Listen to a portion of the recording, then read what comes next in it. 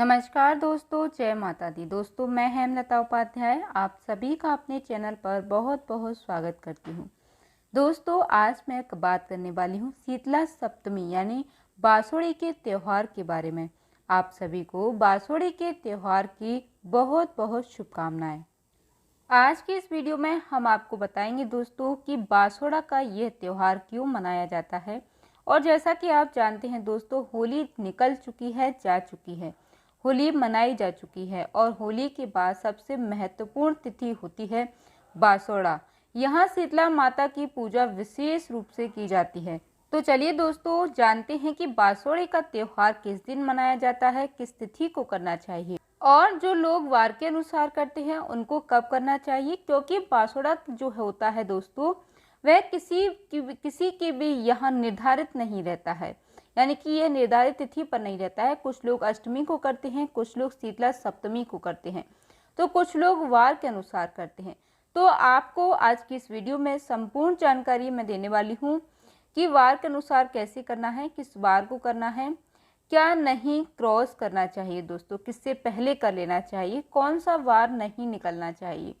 तिथि है तो शीतला सप्तमी कब है और शीतला सप्तमी कब है, कब पूजन करना चाहिए, कैसे करना चाहिए, पूजा की विधि ही शीतला माता की पूजा के लिए आप भोजन में क्या क्या बनाएंगे, प्रसाद में आप क्या क्या बनाएंगे, शीतला माता को प्रसाद में क्या अर्पित करेंगे, शीतला माता का पूजन किया कैसे किया जाता है और क्यों किया जाता है, क्यों किया जाता है ये भी मैं आपको बताऊंगी। ये बताना इसलिए आवश्यक है दोस्तों, जिससे कि जो हमारी आधुनिक समय की जो पीढ़ी है, अभी की जो जनरेशन जो आप चल रही है, आप देख रहे हैं ना, वो इन बातों पर समझ नहीं सकती है, इन चीज़ों को नहीं समझते हैं कि शीतला माता का पूजन क्यों किया जाना आवश्यक है। क्योंकि बहुत सी ऐसी परंपराएं हैं दोस्तों हमारे सनातन धर्म में, जिनको आधुनिक अपना नहीं पा रही है। तो हमारा यह दायित्व बनता है कि हम उनको वैज्ञानिक दृष्टिकोण से यह समझाएं कि यह क्यों करना आवश्यक है। क्योंकि जब भी समाज परिवर्तित होगा तो नई पीढ़ी सवाल तो खड़ी करेगी ही। सवालों से बचना नहीं चाहिए, सवालों के उत्तर देना चाहिए, सवालों के उत्तर ढूंढने चाहिए और सवालों के उत्तर इस प्रकार से देने चाहिए जिससे कि उनको कन्फ्यूज़न की स्थिति ना हो। वो क्यों इसको समझना चाहते हैं, तो जो आपका वैज्ञानिक दृष्टिकोण है दोस्तों, उसके अनुसार हम आपको बताएंगे कि शीतला माता की पूजा आपको क्यों करनी चाहिए। इसी प्रकार से पूर्ण जानकारी आने वाले बासोड़े के त्यौहार के बारे में, शीतला माता के पूजन के बारे में आपको प्रदान की जाएगी। यदि वीडियो थोड़ा बहुत भी आपको उपयोगी लग जाता है या अच्छा लग जाता है या आवश्यक लग जाता है तो प्लीज़ दोस्तों वीडियो को लाइक ज़रूर कीजिएगा। ऐसी महत्वपूर्ण जानकारियों को जानने के लिए हमारे चैनल को सब्सक्राइब कर लीजिएगा। देखिए दोस्तों, जैसा कि हम सभी जानते हैं कि यह जो बासोड़े का त्यौहार है, ये उत्तरी भारत में मुख्य रूप से मनाया जाता है और बासोड़े के त्यौहार पर मुख्य रूप से शीतला माता का पूजन किया जाता है। शीतला माता का पूजन बासी जो खाना होता है उससे किया जाता है, अर्थात एक रात्रि पूर्व भोजन बना लिया जाता है, उससे शीतला माता का पूजन किया जाता है। उसमें क्या क्या बनाया जाता है, कैसे बनाया जाता है और कैसे पूजन किया जाता है, उसकी हम जानकारी आपको प्राप्त कराएंगे। उससे पहले दोस्तों मैं ये बताना चाहूँगी कि जो शीतला पूजन है, शीतला माता का ये पूजन है, ये बासोड़े का जो त्यौहार है, ये कब किया जाता है। देखिए, हमारा जो समाज है ना, वो बहुत ही व्यापक है, बहुत बड़ा है, सभी की मान्यताएं अलग अलग हैं। तो इसका नाम है बासोड़ा। बासोड़ा भिन्न भिन्न प्रांतों में अलग अलग नामों से जाना जाता है। कहीं ये शीतला सप्तमी के नाम से जाना जाता है, कहीं शीतला अष्टमी के नाम से और कहीं पर बासोड़े के नाम से जाना जाता है। शीतला माता की पूजा करते हैं, लेकिन इनको कब पूजा करते हैं, इसके अलग अलग नियम हैं। कुछ ऐसे प्रांत हैं दोस्तों, ऐसे स्थान में जहाँ पर कि होली के बाद जो भी प्रथम सोमवार आता है उस पर बासोड़े का त्यौहार मना लिया जाता है और कहीं कहीं पर जो है मंगलवार को भी किया जाता है। होली के बाद की बात मैं कर रही हूँ दोस्तों। हम जैसे होली निकलती है, होली के बाद जो पहला सोमवार होगा, कुछ लोग पहले सोमवार को शीतला पूजन करते हैं, तो कुछ लोग होली के बाद आने वाले पहले मंगलवार को करते हैं और कुछ लोग होली के बाद आने वाले पहले गुरुवार अर्थात बृहस्पतिवार को शीतला माता का पूजन करते हैं। और वहीं पर दोस्तों कुछ लोग जो है होलिका दहन के बाद जो सप्तमी आती है, चैत्र मास की जो सप्तमी आती है, चैत्र कृष्ण सप्तमी, उस पर शीतला माता की पूजन करते हैं और इसको शीतला सप्तमी के नाम से भी जाना जाता है। और कुछ लोग ऐसे हैं जो अष्टमी के दिन यानी कि चैत्र मास के कृष्ण पक्ष की जो अष्टमी आती है, होली के बाद जो अष्टमी आती है, उस पर शीतला माता का पूजन करते हैं, जिसे कि शीतला अष्टमी के नाम से जाना जाता है। तो ऐसे जो है अलग अलग तरीके से पूजा की जाती है, वो सभी में शीतला माता की होती है। इसको बड़े तौर पर बांसुरी का नाम से जाना जाता है। इसका निर्धारण अलग अलग है, परंतु मुख्य रूप से या तो शीतला सप्तमी या शीतला अष्टमी को ही पूजन किया जाता है। चलिए दोस्तों, अब हम बात करते हैं कि पूजन करना कैसे है, क्या किया जाना चाहिए पूजन में। और एक चीज़ विशेष विधि मैं आपको बताती हूँ। कुछ चीज़ें ऐसी होती हैं इसमें शीतला पूजन में, जिससे कि आपकी संतान की आयु लंबी तो होती है, निरोगी भी होती है, परंतु उसे धन धान्य की प्राप्ति भी होती है। धन की प्राप्ति होती है तो वो क्या करना चाहिए, उसकी चर्चा हम कर लेते हैं। देखिए, शीतला माता का जो पूजन है यह सूर्य उदय से पहले किया जाता है, सूर्यास्त के बाद नहीं। सूर्योदय से पहले ही प्रातःकाल ही कर लिया जाता है। इसमें जो भोग के लिए सामग्री बनती है ना, वो बासी सामग्री होती है। बासी कैसे, जैसे मान लीजिए कि आप कल शीतला माता का पूजन करने वाले हैं, सुबह तो आज रात्रि को ही सारा भोजन बनाकर रख देंगे। जो भी ये पूजा की सामग्री है, मुख्य रूप से शीतला माता के पूजन के लिए आपको मीठे चावल बनाने चाहिए और दही बनाना चाहिए। ये तो अति आवश्यक होता है माता की पूजा में, तो यह बनाना आवश्यक है। इसके अतिरिक्त आप मीठी पूड़ियाँ बना सकते हैं, गुलगुले बना सकते हैं, जिन्हें हम मीठे पुए बोलते हैं। मीठे चावल, मीठे पुए, मीठी पूड़ियाँ, दही, यह बहुत ही आवश्यक होता है माता की पूजा में। माता के भोग के लिए मूंग भिगो लिया जाता है और बाजरा भी रख लिया जाता है, बाजरा भी लेके जाया जाता है। और भोजन में आप जो सब्जी खाना चाहते हैं वो सब्जी बना लीजिएगा। ये चीज़ें आप बना के और रात्रि को ही रख देते हैं। अगले दिन आप शीतला माता का पूजन करते हैं और शीतला माता का पूजन करने के बाद जो पूजन में आपने भोग लगाया माता को, उसको प्रसाद रूप में ग्रहण करते हैं। और पहले तो यह परंपरा थी दोस्तों कि पूरा दिन बासा जो खाना बनाया गया है ना, रात्रि को वही खाया जाता था। वो बहुत सारा बना लिया जाता था, अगले पूरे दिन के लिए बनाया लिया जाता था और वह पूरे दिन खाया जाता था। हमारे यहाँ आज भी ऐसा होता है कि एक दिन पहले बहुत सारा खाना बना लिया जाता है और अगले दिन उसी को खाया जाता है और नया खाना नहीं बनता है। क्योंकि दोस्तों आज के दिन ऐसी मान्यता होती है कि आज के दिन जो है चूल्हा बिल्कुल भी नहीं जलाया जाता है। आधुनिक समय में ज़रूरतें बदली हैं, आवश्यकताओं के अनुसार समाज में परिवर्तन आया है और आजकल के बच्चों से जो है अधिक बासा खाना नहीं खाया जाता है। तो उस अवस्था में क्या करें, कई बार हमारे अपने बच्चे जो होते हैं वो नहीं खाते। आप अगर प्रयास भी करेंगे उनसे तो भी नहीं मानते हैं।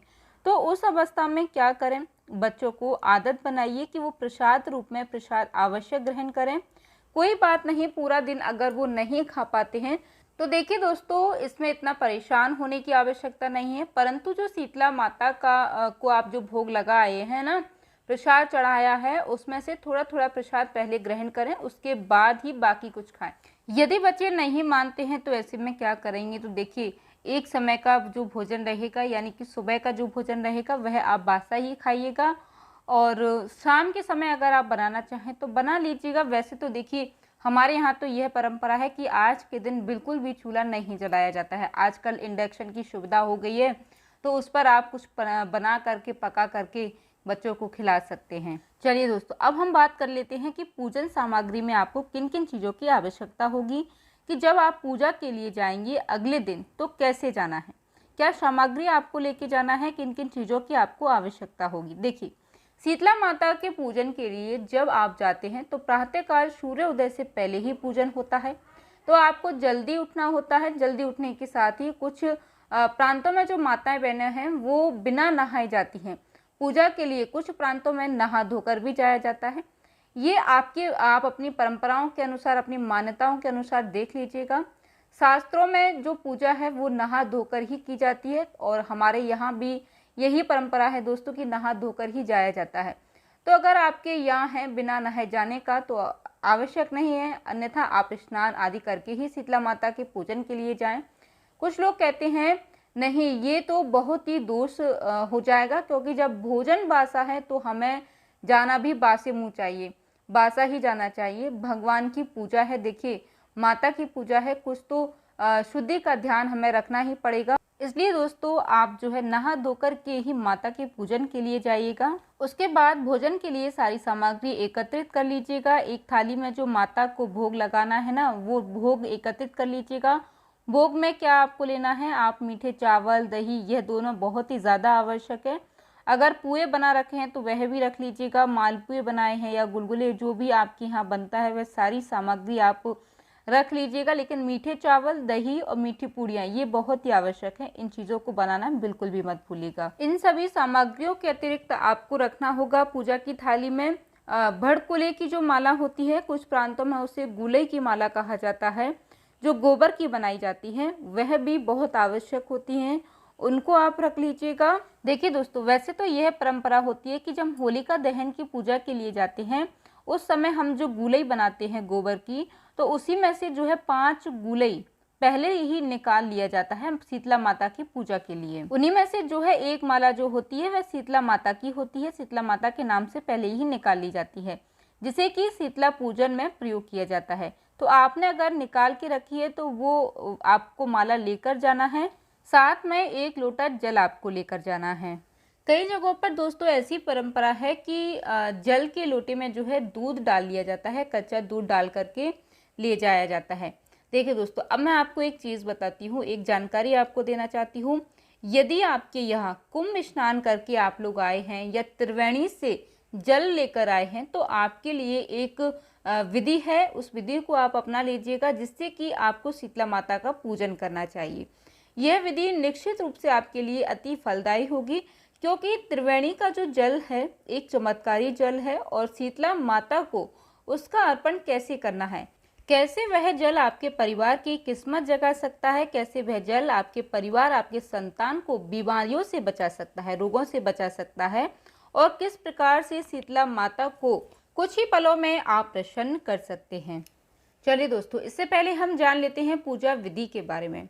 आपको क्या क्या लेके जानी है आगे, और किस प्रकार से पूजन करना है, और क्या वो गलती है जो नहीं करनी है, तथा क्या वो जो आपको शीतला माता के पूजन के बाद पृथ्वी में गाड़ना चाहिए, जिससे आपकी संतान को धन की प्राप्ति होगी और निरोगी काया मिलती है, आपका परिवार सदा सुरक्षित रहता है। प्रातःकाल स्नान आदि करके पूजा की सामग्री एकत्रित कीजिएगा। सामग्री में भोग आपने ले लिया होगा, मूंग की दाल आपको लेनी है, इसमें बाजरा ले लीजिएगा, और कुछ जगहों पर सतना लेके जाया जाता है, जिसको एक प्रकार का बाजरा बोने की जो प्रथा है वो भी की जाती है। ये प्रथा ज़्यादातर हरियाणा या राजस्थान के कुछ प्रांतों में की जाती है। थाली में जब ये सारी सामग्री आप सजा लेंगे ना, तो उसको जो ढकने के लिए कपड़ा होता है ना, वह कपड़ा आपको प्रयोग किया जाता है, जो कि बच्चे का जो पोतरा होता है, जब आपके घर में बच्चा हुआ होता है तो उसका जो पोतरा होता है उससे वह सामग्री की थाली ढक ली जाती है। तो यदि आपके यहाँ ऐसी प्रथा है तो आप लेके जा सकते हैं। इस प्रकार से आप ढक के, अन्यथा आप कोई भी शुद्ध कपड़ा ले सकते हैं, उससे वह सामग्री को, सारी सामग्री को एकत्रित करके उसको ढक लीजिएगा। सूर्योदय से पहले शीतला माता का जो मंदिर है आपके नज़दीक में है, वहाँ पर आप जाइएगा पूजा के लिए। बात ये भी आती है दोस्तों कि हमारे यहाँ तो शीतला माता का मंदिर नहीं है, क्योंकि बहुत सारे ऐसे स्थान हैं जहाँ पर शीतला माता का मंदिर नहीं है। यदि आपके यहाँ भी ऐसी परेशानी है कि शीतला माता का मंदिर नहीं है, तो उस अवस्था में आप जहाँ पर होली पूजन करने गए थे ना, वहाँ पर भी शीतला माता का पूजन कर सकते हैं। जहाँ होली पूजने गए थे वहाँ पर आप जाइएगा, जल के छींटे दीजिएगा और वहाँ पर 2 पत्थर रखिएगा, शीतला माता के स्वरूप का दर्शन कीजिएगा, माता से निवेदन कीजिएगा कि हम आपका पूजन यहाँ पर कर रहे हैं, और इस प्रकार से विधि विधान से पूजन कीजिएगा। अब देखिए, यदि आप मंदिर जाते हैं तो आपको क्या करना है। सूर्योदय से पहले आपको उस स्थान पर पहुँचना है, माता रानी के मंदिर तक पहुँचना है। माता के मंदिर में प्रवेश से पहले दरवाजे पर आपको दोनों तरफ जल डालना चाहिए। जल डालने के बाद आप माता के मंदिर में प्रवेश करेंगे। जल डालने के बाद माता रानी के मंदिर में आपको प्रवेश करना है। माता को सर्वप्रथम जल अर्पित कीजिएगा, स्नान के रूप में जल अर्पित करना है। तिलक कीजिएगा, माता रानी को वस्त्र के रूप में मोली चढ़ा दीजिएगा, कलावा जिसे हम बोलते हैं वह चढ़ा दीजिएगा वस्त्र के रूप में, उसको अर्पित करना है। तिलक अक्षत कीजिएगा, तिलक जो है आप हल्दी का करेंगे, शीतला माता को तिलक अक्षत कीजिएगा। तिलक करने के बाद फूलों की माला पहनाइएगा, पुष्प अर्पित कीजिएगा। जिनके पास जो गोबर की गुलई की माला है वह माता रानी को आप समर्पित कीजिएगा, पहनाइएगा। और उसके बाद आपको क्या करना है, जो भोग आपने माता रानी के लिए बनाया है, जो भोग आप एक रात्रि पहले बना लेते हैं, वह उसका आपको जो है माता रानी को भोग लगाना है। मुख्य रूप से मीठे चावल का, दही का भोग जरूर लगाइएगा, इस बात का ध्यान रखिएगा। भोग लगाने के बाद आपको जल का आचमनी के रूप में थोड़ा सा जल माता रानी को अर्पित करना है। जल अर्पित करने के बाद माता की परिक्रमा कीजिएगा। कुछ लोग यहाँ पर ठंडा दिया ले जाने की प्रथा होती है, यदि आपके यहाँ पर भी ठंडा दिया लेके जाया जाता है तो आप लेके जाइएगा, क्योंकि आज के दिन जो है दीपक नहीं जलाया जाता है। इसमें आपको आटे का दीपक बनाना है, रुई की बाती बनानी है और घी उसमें भर करके रख देना है। आपको प्रज्वलित नहीं करना है, इस बात का ध्यान रखिएगा। तो इस प्रकार से माता रानी का पूजन करने के बाद आपको माता रानी को हाथ जोड़कर प्रणाम करना है। माता रानी से निवेदन करना है कि हे माता शीतला, अगर हमसे कोई गलती, कोई त्रुटि हो गई हो तो उसके लिए हमें माफ़ कर दीजिएगा, उसके लिए हमें क्षमा कर दीजिएगा। जैसा हमारी समझ में आया उसके अनुसार हमने आपका पूजन किया है। इसमें जाने अनजाने में कोई गलती हमसे हो गई हो तो उसके लिए आप हमें क्षमा कर दीजिएगा। अपना आशीर्वाद हमारे ऊपर सदैव बनाए रखिएगा, जिससे कि हमारे परिवार में खुशहाली बनी रहे, हमारे बच्चे सदा सुखी बने रहें, निरोगी बने रहें, दीर्घायु रहे और परिवार सदा फले फूले, आगे बढ़े और खुशहाल रहे। इस प्रकार से माता रानी से प्रार्थना कीजिएगा।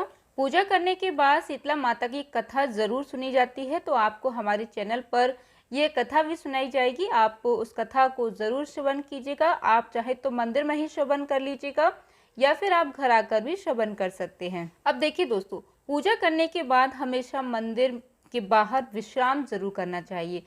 तो जब आपकी पूजा समाप्त हो जाती है उसके बाद आपको वहाँ बैठकर विश्राम करना है। विश्राम करते समय आपको क्या करना है, वहाँ पर मिट्टी में एक छोटा सा गड्ढा खोदना है और उस गड्ढे में 1 रुपए का सिक्का रख दीजिएगा, बाजरा रख दीजिएगा और जो मूंग की दाल आप ले गए हैं भिगो करके उसको रख दीजिए। उस गड्ढे को आप दबा दीजिएगा, उसके ऊपर थोड़ा सा पानी छिड़क दीजिएगा और इस प्रकार से प्रार्थना कीजिएगा कि हे माता, जब भी मेरी संतान इस खजाने को खोदे तो वो सदा बरकत पाए, उसके जीवन में सदा धन ले रही हो, धान्य के भंडार भरे रहें और ये खजाना सदा उनका जो बरकत देता रहे और उनके जीवन में बढ़ोतरी लाता रहे, इससे उनकी तिजोरी कभी खाली ना हो। इस प्रकार से माता से प्रार्थना करेंगे तो ऐसा माना जाता है कि जब भी बच्चों को धन की आवश्यकता होगी तो वह खजाना उनके जीवन में अवश्य ही काम आता है शीतला माता के आशीर्वाद से। इसलिए इस तरह से खजाना हमेशा जो है बनाया जाता है, इसको आवश्यक रूप से आप जरूर बनाइएगा। वहीं पर दोस्तों, हरियाणा के कुछ प्रांतों में बाजरा बोया जाता है। बाजरा बोने के लिए भी थोड़ी सी मिट्टी जो है हटा दी जाती है, जरा सा गड्ढा कर लिया जाता है और वहां पर बाजरा डाल दिया जाता है।